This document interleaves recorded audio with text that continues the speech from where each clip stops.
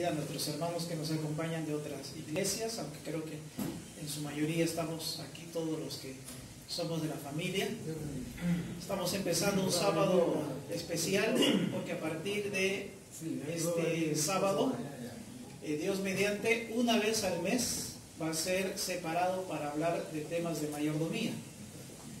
El departamento de mayordomía no solamente va a estar a cargo en la orientación, en la temática de lo que corresponde al culto de adoración, sino también a todo lo que significa el día. Es decir, por la tarde estaremos también desarrollando otro tema que nos va a ayudar a entender un poco más el concepto de mayordomía. Bueno, creo que hay adventistas aquí de años, de tiempo, no es nuevo la palabra mayordomía. Sin embargo, no es nuevo en el argot, en el lenguaje adventista, pero no es usual y es una palabra que ya ha sido deshecha, por así decirlo, en nuestro hablar común, ¿verdad? Nadie dice, mira, te presenté, aquí está el mayordomo de mi casa, ¿no? O tú eres el mayordomo de lo que yo te entrego, no. Simplemente usamos la palabra administrador o el responsable de cuidar las cosas, en fin, ¿no? Pero la Biblia, y obviamente bajo esto también el consejo del Espíritu y Profecía, sigue aún la iglesia usando la palabra mayordomía, ¿no? Hermanos, lo que vamos a hablar en esta mañana es un tanto delicado.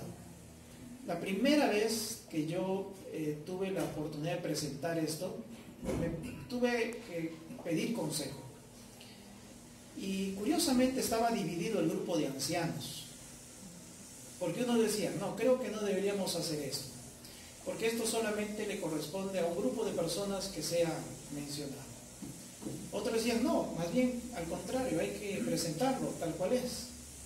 Otros decían, no, este es un tema solamente para los que son miembros de la iglesia adventista, para aquellos que no son miembros no interesa esto.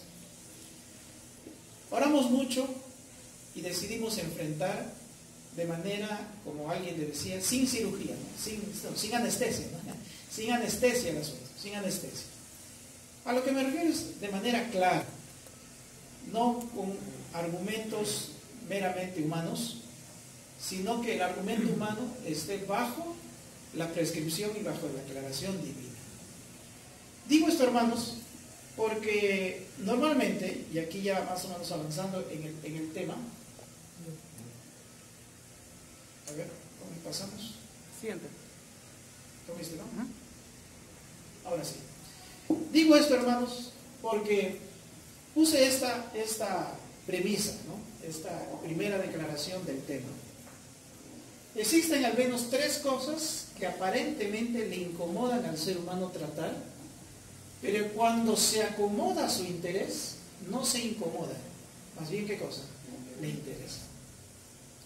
Bueno, es un tema común, ¿no? Es un tema, es un asunto que así es el dicho, ¿no? Así son los dichos. Uno, al ser humano a veces le incomoda hablar de religión, ¿no? Hablar de religión o filosofía. A priori nadie está interesado en cambiar de religión o de forma de pensar. Si tú vas a ir a alguien y vas a confrontarlo con su religión, con su forma de pensar, lo primero que va a hacer es refutarte. No va, a ver, me interesa, vamos a hablar. Primero que se va a poner a la defensiva. Y si alguien viene a ti con lo mismo, tú también te vas a poner a la defensiva. O vas a decir, mira, ¿sabes qué? Mejor no hablemos de esto porque no vamos a poner de acuerdo. Un segundo aspecto es hablar de política o de algún deporte que movilice a multitudes, ¿no? A Lucho nadie lo va a cambiar, ¿no? Que va a ser hincha del universitario, ¿no? ¿Qué pasa? ¿Qué pasa, hermano Luchito? Esa es la reacción. Nadie, olvídate, ¿no? Nadie quiere cambiar de equipo, ¿no? No me interesa ser parte de algún equipo, te los dirán, ¿no? Somos apolíticos, pero debemos evaluar la política. Tú con tu votación, yo con la mía, ¿no? Etcétera, etcétera. ¿No? Cosas que dividen, ¿o no? Cosas que dividen. Mejor no tocarlo, ¿no? O sea, que mejor no tocarlo, hablamos de otras cosas, ¿no? Ya. Pero el tercer elemento, hermanos, el tercer elemento que también, como digo, que aparentemente le incomodan al ser humano tratar, pero cuando se acomoda a su interés no le incomoda, más bien le interesa, es lo siguiente. Hablar, ¿qué cosa? De dinero. Hablar de dinero. Hablar de dinero entregado en confianza a otras personas o instituciones de manera particular. Haz tú lo que quieras con tu plata. Con mi dinero nadie se mete. ¿Ah? ¿Sabes qué? Tú sabrás qué haces con tu dinero. Yo sé qué hago con mi dinero. Hermanos, y en esa expresión, aunque muy popular, hay un gran ingrediente de egoísmo. ¿Se han dado cuenta? Mi plata es mi dinero. ¿Qué te metes tú? Ah, ¿qué harán? Mira, con el dinero de esas organizaciones religiosas. ¿No? Mira cómo se enriquecen. Más de un familiar me ha preguntado, oye, ¿ustedes qué hacen con el dinero? La iglesia adventista, ¿qué hace con el dinero? Ese día, hermanos, que presentamos este tema, mi esposa en esa iglesia, yo era el primer anciano de esa iglesia, estaba sentado, porque nadie de los ancianos se animaba, menos el director mayor. Entonces, vamos a presentar esto. Y por un argumento que ahí vamos a ver, por qué, hermanos, como líderes de iglesia, tenemos que hablar del tema. Hay una cita aquí. Y hermanos, cuando al final del tema mi esposa me buscó, le dije, gracias a Dios porque tocamos esta asunto. Créanme, lo que vamos a hablar hoy no lo vamos a hablar durante el año, porque es suficiente una vez. Creo que es suficiente, porque como hermanos, como iglesia madura, como iglesia que ya va conociendo sus responsabilidades, no es necesario estar hablando cada mes esto. No es necesario. Así que lo que vamos a tratar hoy es un tema que tiene que reafirmar o tiene que abrir nuestra mente a aquello que como hijos de Dios, si ya sabemos, ratificamos. Y si no lo sabemos, entonces, gracias a Dios que hoy se nos presenta de esa manera. Y esta persona le dijo a mi esposa allí, oiga, le dice, qué interesante cómo los adventistas administran el dinero. Yo soy católico,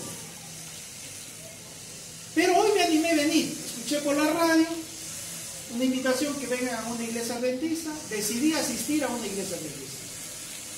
Y justo hoy vengo y miro este tema, escucho este tema. Y qué importante es saber de cómo la iglesia adventista administra.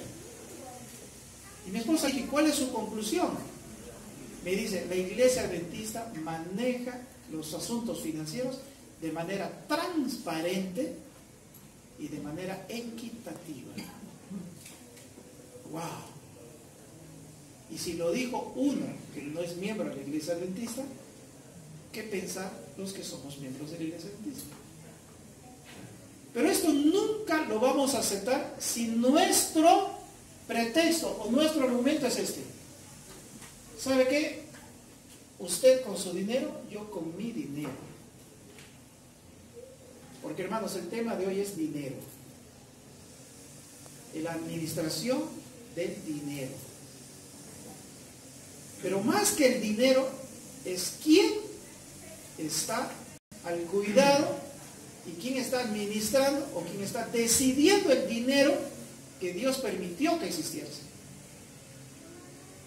Por eso es un tanto incómodo para algunos, para los otros vamos a ratificar, pero quiera Dios que al final del tema de hoy todos podamos asegurar nuestra vida eterna porque Dios así lo permitió en su palabra. Entonces, hermanos, vamos a algunos textos en la Biblia que nos tienen que recordar cuál es el lugar del hombre y cuál es el lugar de Dios. Deuteronomio capítulo 10 verso 14 dice, al Señor tu Dios, ¿qué cosa?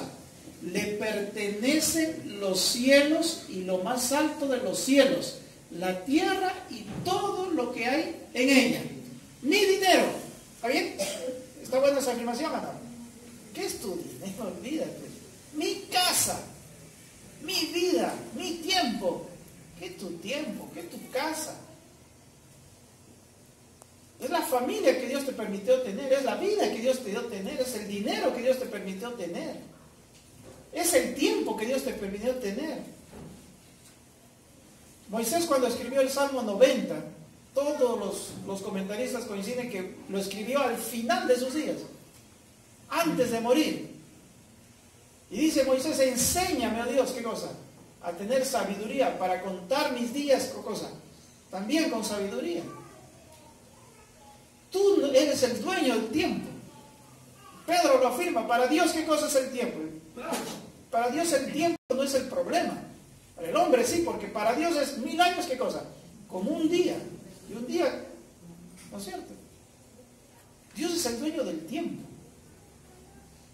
Y ahí mira, con esto ya es suficiente. Pero hay otros textos, hermanos. Salmo 50:10. Pues míos son los animales del bosque y mío también el ganado de los cerros.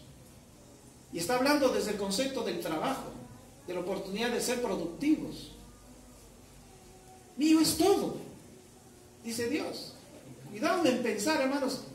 Cuidado en pensar de que las cosas que tú vas ganando en la vida es tuyo. Que yo lo que gano es mío.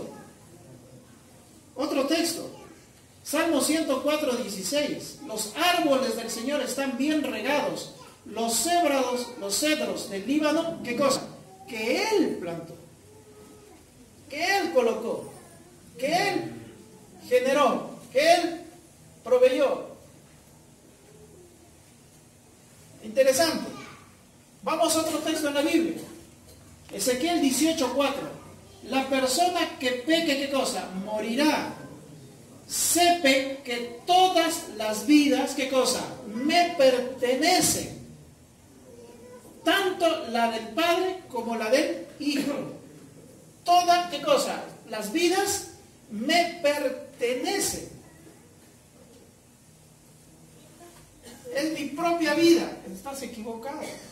La vida que Dios te permitió tener. Hermanos, en estos textos ya nosotros tenemos que sacar una conclusión. Y lo tenemos que tener claro. ¿Quién es el dueño de mi vida? ¿Quién es el dueño de lo que yo tengo? ¿Quién es el dueño de todo lo que genero? ¿Quién es? Si Dios es el dueño de todo, entonces ¿cuál es mi lugar? ¿Ok? Entonces, ¿cuál es mi lugar? Ageo 2:8. Mía es, ¿qué cosa? La plata. Y mío es el oro. Afirma, ¿qué cosa? El Señor Todopoderoso. Textos, hermanos, contundentes. Contundentes. 1 Corintios 6:19-20. ¿Acaso no saben que su cuerpo es templo del Espíritu Santo, quien está en ustedes y al que han recibido de parte de Dios? Ustedes no son sus propios dueños. Fueron comprados por precio. Por tanto, honren con su cuerpo, ¿qué cosa? A Dios. Ya ustedes son hijos de Dios, les recuerda Pablo a los hermanos de Corinto. Y tienen que saber que ustedes fueron comprados por precio. ¿Por qué cosa? Porque lo que tienen lo han recibido de Dios. Su cuerpo es templo del Espíritu Santo. Y ahí, hermanos, tiene que ver mucho, ¿no? Estilo de vida y todo lo demás que podríamos hablar a partir de este principio bíblico. Hermanos, el hecho de que Dios sea el dueño y nosotros seamos los mayordomos exige una relación en la que Él pueda usarnos en la preparación para el cielo y para el beneficio y bendición de los demás. Pero los mayordomos infieles pueden restringir el acceso del propietario a sus posesiones. Dios no fuerza su voluntad sobre nosotros. Él nos creó y nos dio posesiones en este mundo para que las administremos para Él. ¿Hasta cuándo? Hasta cuando Él regrese. Y vamos a leer una cita más adelante. Lo que hacemos con ellas refleja el tipo de relación que tenemos con Él. Hermanos, la vida del Hijo de Dios simplemente se define en dos cosas. Si Dios es el dueño, y si tú reconoces que Dios es el dueño de tu vida y de todo lo que tú tienes y de todo lo que tú generas, entonces tu relacionamiento con Dios va a ser mucho más dependiente con Él. Y lo vas a demostrar en la práctica, lo vas a demostrar con hechos. Vamos a leer otra cita ahí en su momento que va a ser fuerte. Ya voy adelantando el concepto. La oración no reemplaza al deber, dice Elena White. Bien clarito. Y al deber financiero. Interesante. No que orar y esto. Espera un momentito. Dios conoce. Por eso es incómodo, hermanos, hablar esto. Pero es, hermanos, mejor hablarlo claro, porque hay un encargo que nosotros como líderes de iglesia tenemos de parte de Dios, y lo vamos a leer. Y es bien claro, el Espíritu por decir, inclusive, más inclusive para el pastor, y después obviamente a los que somos líderes. Así que, en cierta forma, para salvar nuestra responsabilidad de Dios, también tenemos que hablar esto ante la iglesia. Muy bien, sigamos.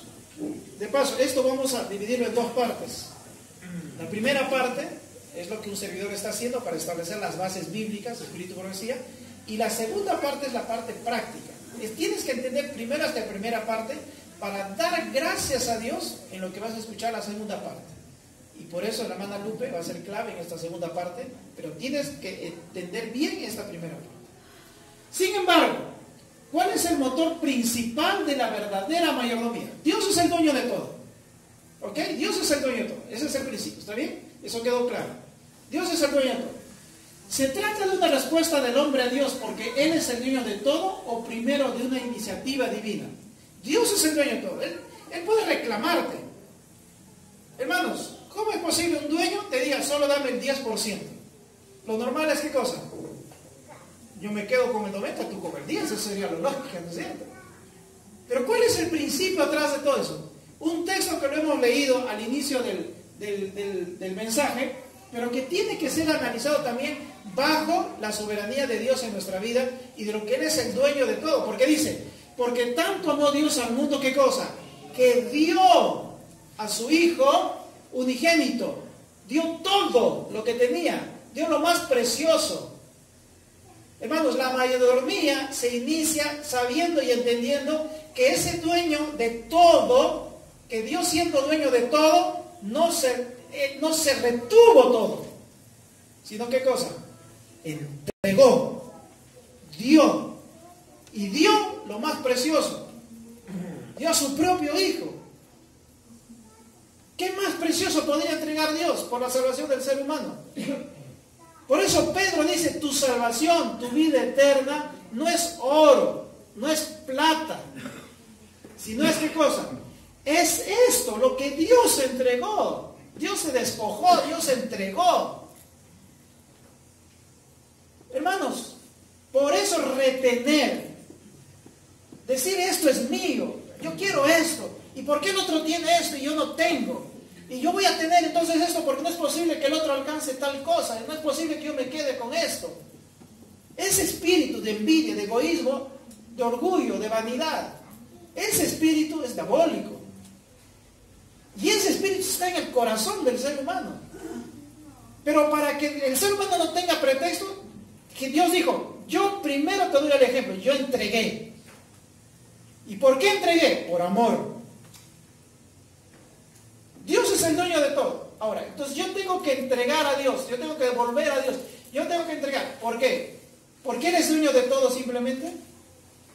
Hermanos, hay algo maravilloso. Si hay alguien, si la palabra de Dios te dice, ven y devuelve a Dios lo que le corresponde, está midiendo tu amor que tienes para con Dios. Está midiendo tu lealtad que tienes para con Dios. Está midiendo tu relacionamiento con Dios. Vamos a ver, hermanos, algunos pretextos interesantes. Yo no doy porque dudo de cómo se usa. Te voy a presentar cómo se usa el dinero, la iglesia. Interesante, cuando presenté esto, un hermano vino de España, me buscó después del sermón, y me dice, yo vengo de España. 25 años asisto a la iglesia adventista allí en España. Y nunca en estos 25 años he escuchado un sermón de estos. Permítame el tema para llevarlo en España y presentarlo. Lleva lo que quieras. ¿Sabe por qué, hermanos? Porque hay que ser transparentes también. Y en la segunda parte, hermanos, ya te voy a adelantar una conclusión que yo la tengo. Tú puedes tener tus propias conclusiones. Qué maravilla es, hermanos, saber que el principio de Hechos 2 al final, todas las cosas en común, la iglesia lo tiene bien establecido para que la iglesia marche en la unidad, inclusive financiera. Acabamos de tener el sábado pasado un pastor aquí, joven pastor, casi es familia mía. ¿Se acuerdan lo que creo que Luchito habló? ¿Pastor de cuántas iglesias? 32 iglesias, ¿no? 32 iglesias. Yo les pregunto, hermanos, si ustedes conocieran ese distrito misionero, ustedes dirían, ¿este distrito misionero tendrá capacidad para sostener una familia pastoral? 32.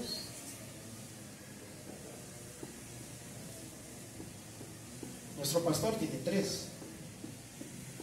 Pero financieramente nosotros diríamos, pero podemos tener 5, tenemos que poder tener 1. Es el concepto egoísta.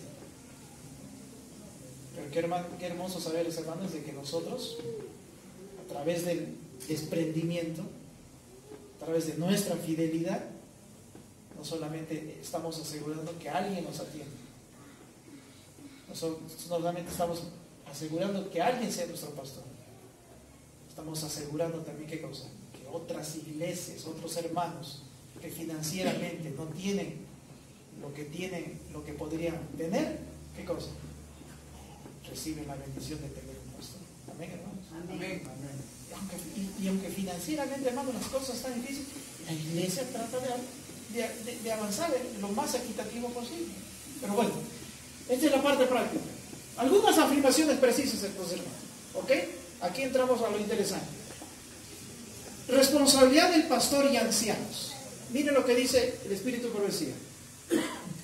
Que la iglesia designe a pastores o ancianos que se hayan consagrado al Señor Jesús y que esos hombres comprendan que se elige a dirigentes que se desempeñen fielmente en la obra de reunir el diezmo. Si los pastores demuestran que no están capacitados para ese cargo, si dejan de destacar ante la iglesia la importancia de devolver a Dios lo que le pertenece, si no se preocupan que los dirigentes de iglesia que dependen de ellos sean fieles y que el diezmo sea llevado a la iglesia, están, ¿qué cosa? En peligro. Su mensaje especialmente pastores y ancianos de iglesia. Están descuidando un asunto que implica una bendición o una maldición para la iglesia. Yo fui pastor de una iglesia que a los 6 meses de estar allí, ya en la confianza que teníamos, un hermano me dice, yo le voy a contar lo que pasó hace 2 años atrás. Yo voy a hacerle la verdad. Pastor que vino aquí no nos caía, no nos visitaba. Ahí. Entonces hay algunas situaciones tensas. Y la iglesia dijo, no vamos a entregar el diezmo a la misión. Entonces, ¿qué sucede, hermano? Vamos a entregar. ¿Y qué vamos a hacer con este dinero? Vamos a construir el muro que separa justo entre nosotros y el vecino. Vamos a levantar una pared. Y para ahorrar vamos a hacer minga, ¿no? Lo que dice ahí. Bueno, vamos a hacer ahí, ¿no? Trabajo comunitario. Así que el domingo vinieron y hicieron sus zanjas, pusieron sus columnas cada cierto espacios, levantaron el muro 30 metros con su de ladrillo ahí bien puesto aquí. Pasaron 4 o 5 meses, estaban felices todos con su muro ahí. Y hermanos, ahí en Puno llovió, me acuerdo, ¿sabes? Terriblemente ese verano. Me acuerdo que era enero. ¿Quién iba a saber la historia? Me acuerdo que porque en Juliaca inclusive llovió tanto que teníamos que ir inclusive en bote para pasar y llegar al transmisor. Teníamos que tener un botecito para llegar. Fue bastante. ¿Y qué pasó? Pues, ¿se acuerda que llovió así? Un día fuimos a nuestra iglesia y todos los 30 metros estaban en el suelo. Y un hermano dice, ahí están sus diezmos. ¿Para qué es el diezmo? Vamos a ver ahora. Responsabilidad de los dirigentes de iglesia. Los ancianos y dirigentes de la iglesia tienen el deber de instruir a la gente acerca de este asunto tan importante y deben poner orden en las cosas. Como obreros juntamente con Dios, los dirigentes de la iglesia deben actuar con firmeza en lo que concierne a este asunto claramente revelado. Los pastores mismos deben ser estrictos en cumplir la letra de las órdenes de la palabra de Dios. Los que ocupan cargos de responsabilidad en la iglesia no deben ser negligentes, sino que deben preocuparse de que los miembros sean fieles en el cumplimiento de su deber. Por eso estamos presentando aquí, hermanos, este tema. Que los ancianos y los dirigentes de la iglesia, ahora no los pastores, que los ancianos y los dirigentes de la iglesia sigan las instrucciones de la palabra sagrada e insten a sus miembros acerca de la necesidad de ser fieles en el pago de las promesas. ¿Quiénes? ¿Cuáles son las promesas? Los diezmos y las ofrendas. Esa es nuestra responsabilidad. Sistematización de un plan de Dios. ¿Cuál es el plan que Dios desea? El asunto de la dadivosidad no ha sido librado al impulso. No tiene que ser al impulso. Cuando tengo, doy. No. O a ver cuánto tengo en el bolsillo, entrego. No. Dios nos ha dado instrucciones definidas concernientes a Él. Ha especificado que los diezmos y las ofrendas constituyen nuestra, ¿qué cosa? Obligación. Y desea que demos en forma regular y, ¿qué cosa? Sistemática. ¿Qué es forma sistemática? Si tú estableces un monto, que ese monto en lo posible se mantenga, sea permanente. Si tú has definido un porcentaje, lo mismo. Pero no es sistematización, lo que tengo en el bolsillo entrego. O cuántas moneditas que entrego como para que digan qué vergüenza que no entregué nada. No confundas limosna con ofrenda. ¿Ok? Que cada uno examine periódicamente sus entradas. Iglesia, tengo que decirte esto. Ya te dije, no te voy a hablar esto durante el año, no te preocupes. Pero estamos aquí asumiendo la responsabilidad que Dios nos dio. Que cada uno examine periódicamente sus entradas, las que constituyan una bendición de Dios, y aparte el diezmo para que sea del Señor en forma sagrada. Este fondo en ningún caso debería dedicarse a otro uso. Debe dedicarse únicamente para el sostén del ministerio evangélico. Después de apartar el diezmo, hay que separar los donativos y las ofrendas según haya prosperado Dios. Entonces no se trata solamente de separar, ¿qué cosa? El diezmo. Con tu familia, en tu presupuesto familiar, tienes que separar también, ¿qué cosa? La ofrenda. Tienes que separar la ofrenda. ¿Ok? Ese es el plan de Dios. ¿Qué hago? Estoy endeudado. Un buen, interesante pretexto, ¿no es cierto? ¿Qué hago? Estoy endeudado. No puedo dar mis diezmos, no puedo separar mi ofrenda. Vi que algunos se han disculpado por no ayudar a la causa debido a sus deudas. Si hubieran examinado detenidamente sus propios corazones, habrían descubierto que el egoísmo era la razón por la que no llevaban ofrendas voluntarias. No eran las deudas. El problema no son las deudas, el problema es tu egoísmo, que piensas más en ti y quieres recibir más y no asumir tu responsabilidad ante Dios. Egoísmo era la razón por la que no llevaban ofrendas voluntarias a Dios. Algunos siempre estarán endeudados. Debido a su codicia, la mano próspera de Dios no los acompañará para bendecir sus empresas. Aman a este mundo más que a la verdad. No se están disponiendo ni preparando para el reino de Dios. Fuerte, hermanos. Sí, pero tengo que decir, es mi responsabilidad. Ya vi, ya leíste conmigo. El tema del diezmo es un tema de bendición o un tema de maldición. Yo no quiero maldición para mi iglesia, quiero bendición. Y la primera bendición es saber que estamos bien delante de Dios y que su divina providencia se revela en nuestra vida según su voluntad. Joven, fui envejecido, he visto justo ni su descendencia mendigar pan. No dice, he visto a justo que tiene cantidad de millones de dinero. No dice eso. Dios te provee lo que necesitas. Dios no te va a dar más para que te pierdas y menos para que pases miseria. Otro pretexto interesante. Orar reemplaza el deber. Atención a esta cita. La oración no tiene por objeto obrar un cambio en Dios. Nos pone a nosotros en armonía con Dios. no reemplaza el deber. Y hermanos, la cita sigue, porque algunos hasta ahí nomás, ¿no? Pero la cita completa. Dios nunca aceptará en lugar del diezmo la oración hecha con frecuencia y fervor. La oración no pagará nuestras deudas a Dios. Ay, ay, ay. No, pero yo soy un hijo de Dios y como estoy endeudado no estoy entregando mis diezmos. Ya, yo no te digo nada, acá lee, pero no, pero Dios comprenderá. Lee esto. Pero entiéndame pues. Lee pues. No es un capricho, hermanos. Pero una cosa, hermanos, que es bueno en función a lo primero. Dios necesita nuestro dinero. Dios necesita dinero. Hermanos, la iglesia necesita nuestro dinero. Si Dios es el dueño de la iglesia, hermanos, ¿tú crees que para Dios qué difícil es proveerle dinero a la iglesia para que cumpla la misión?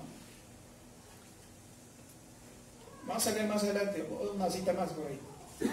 Cuando Dios nos da la oportunidad de diezmar, de ofrendar, nos hace partícipes de la misión. Entonces no es venir solamente a orar, es como que lo diga así.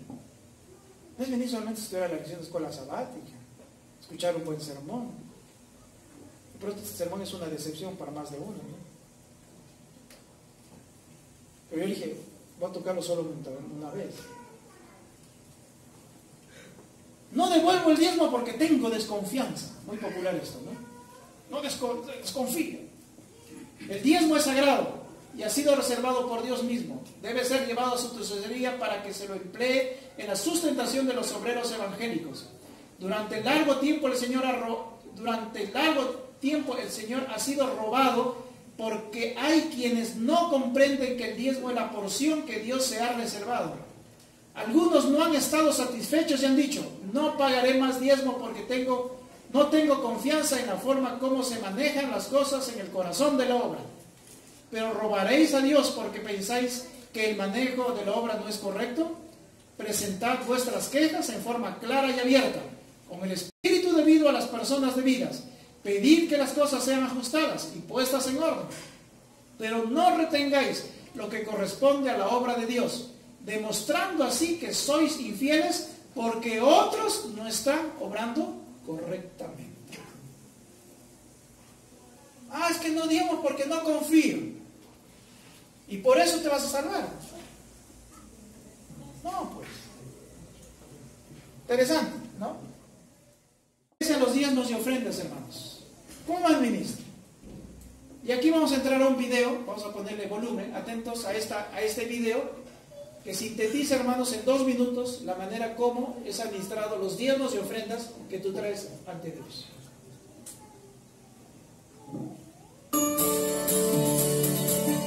Los diezmos y ofrendas son indispensables en el proceso de adoración. Son aplicados en la salvación de almas a nivel local y mundial. Al traer los diezmos y las ofrendas a la iglesia, esté atento al llenado completo de la hoja confidencial. Apunte el monto del diezmo, del pacto y otras donaciones.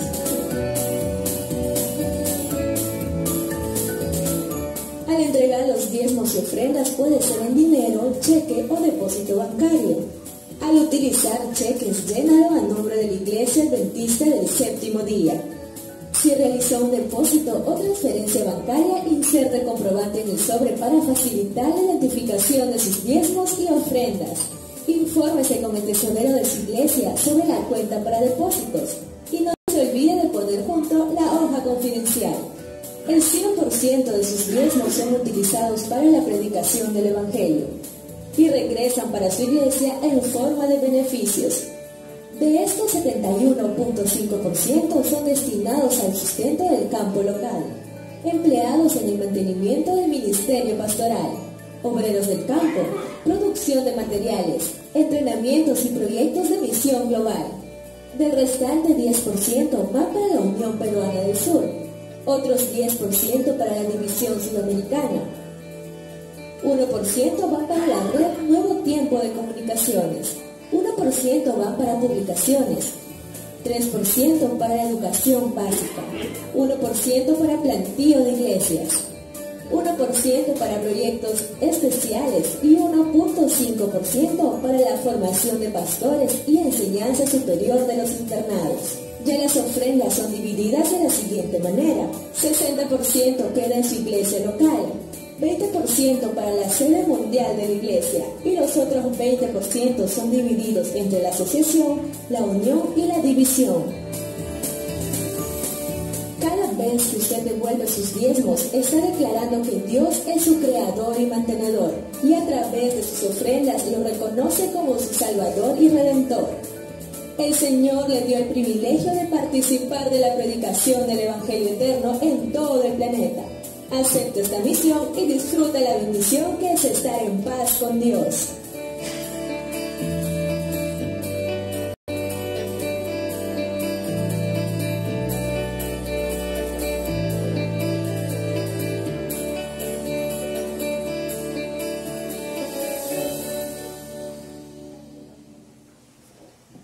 Hermanos, haciendo un resumen, de cada 100 soles, por así decirlo, 71 soles con 50 van a la Asociación Peruana Central Sur para que justamente esto sirva para lo que se mencionó, el sostenimiento de los pastores y de todos los trabajadores que están a cargo de poder proveer los materiales y todo lo que significa la logística de la iglesia a nivel de Asociación Peruana Central Sur. 10% pasa, 10 soles, por así decirlo, no estamos hablando en soles, de cada 100, 10 soles pasa a la Unión Peruana del Sur para el mismo proyecto de sostenimiento y de los materiales, 10% pasan a la división, 1% a Nuevo Tiempo de Brasil, esto es a nivel de Sudamérica, 1% al Departamento de Publicaciones, ayuda también al sostenimiento de los colportores, educación, 3 soles, por así decirlo, 1 sol para el envío de nuevas iglesias, proyectos especiales y unos 0.50 de materiales y proyectos de capacitación, ¿no? Así está distribuido, ¿no? Hermano. El 1% del plantío de iglesias, pongámosles, hemos sido bendecidos el año pasado hemos sido bendecidos en el plantío de iglesias porque la iglesia de San Borja pudo concretizar la compra de la iglesia San Borja Sur. Con ese plantío del 1% de iglesias pudimos obtener, hemos sido bendecidos. Muy bien, una observación interesante, ¿no? De nuestra hermana Lupe, que mencionaba, ¿no? Muy bien. Y el tema de ofrendas, ¿sabemos qué cosa? El 60% de cada 100 soles, 60 se quedan en nosotros para poder administrar nuestros gastos financieros gastos de iglesia, como también de los diversos departamentos. Y obviamente el otro 40% está dividido entre lo que se envía para proyectos de la división y la iglesia mundial, ¿no? Hermanos, aquí una foto solo de uno de los tantos misioneros que yo personalmente, bueno, a estos dos jóvenes personalmente los conocí, es Dusan y su esposa, que es médico. Los conocí y ellos son uno de los misioneros que en estos momentos representan a la iglesia en la famosa ventana 1040. En este lugar, hermanos, donde la mayor presencia de la población mundial está concentrada, curiosamente también es el lugar donde menos presencia adventista tenemos. La iglesia adventista mide el tema de Mateo 24:14 en función a presencia adventista en el mundo. Y lo mismo, cada país mide el mismo texto en función a presencia adventista en sus diferentes departamentos, provincias y distritos. En este caso, a cada distrito misionero le corresponde saber a qué lugares aún no tenemos presencia adventista. Pero esta es la manera como se administra. Esta es la manera. Ahora ustedes dirán, ¿y cómo yo puedo confirmar esto? ¿Cómo sé que las cosas van bien? Bueno, la iglesia también tiene el sistema de auditoría. Hay una auditoría que nosotros como iglesia la recibimos de una vez, a veces 2 veces por año. Ya nos van a visitar en algún momento, revisan todos los libros.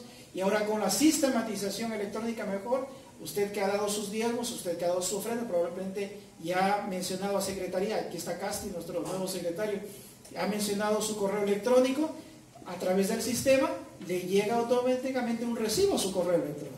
Las cosas están transparentes. Usted ve, pero yo creo que no. Usted puede pedir. Y usted quiere saber más cómo están los montos. Usted tiene todo el derecho de poder pedir esa información, ¿verdad? Y hermanos, quiero terminar con esto para dar lugar a los últimos 10 minutos a la hermana Lupe, ¿no? Previo a la escuela sabática ayer, o al probar nivel. ¿Por qué la lluvia tardía aún no la experimentamos a plenitud? Hermanos, ¿qué tiene que ver esto con dinero? Tal vez no mencione dinero, hermanos, pero hay algo que nosotros hemos hablado en el tema. Dice, el gran derramamiento del Espíritu de Dios que ha de alumbrar toda la tierra con su gloria, no sobrevendrá hasta que tengamos un pueblo esclarecido que sepa por experiencia lo que significa ser colaboradores juntamente con Dios. Cuando tengamos una consagración completa y sincera al servicio de Cristo, Dios reconocerá el hecho derramando su Espíritu sin medida. Pero esto no ocurrirá mientras la parte más grande de la iglesia no trabaja juntamente con Dios. Dios no puede derramar su Espíritu cuando, ¿qué cosa? Cuando el egoísmo y la complacencia propia se manifiestan en forma tan notoria. Cuando prevalece un espíritu que, si se lo tradujera en palabras, constituiría la respuesta de Caín: soy yo, guarda de mi hermano. Hermanos, no queremos que esto suceda en la iglesia de San Juan, y por eso lo hemos presentado con mucho respeto, con mucho cariño, pero con la responsabilidad que tenemos ante Dios. Porque, hermanos, el tema de diezmos y ofrendas, como ya lo leyeron, lo hemos leído, es un tema de bendición, o es un tema también, ¿qué cosa? De maldición.